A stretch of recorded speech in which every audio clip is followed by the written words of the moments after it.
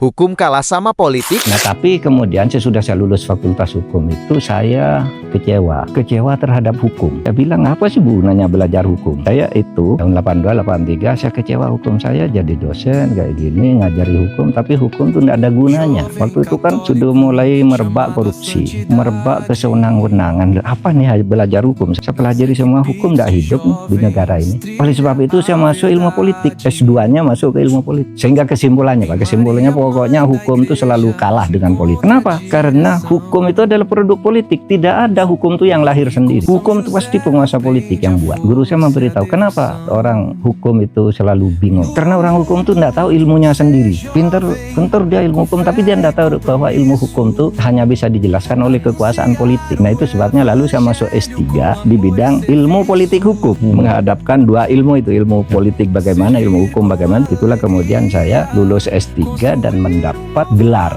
guru besar atau profesor di bidang ilmu politik hukum. Waktu itu saya yang pertama dan satu-satunya guru besar ilmu politik hukum. Karena waktu itu ilmu politik hukum itu dianggap ilmu banci. Mau dibilang ilmu politik, loh ada hukumnya. Mau dibilang hukum, ini politik gitu. Maka ada ilmu politik hukum namanya. Dan saya kemudian lulus di tahun 93. Saya mengusulkan mata kuliah baru di Fakultas Hukum, konsorsium ilmu hukum.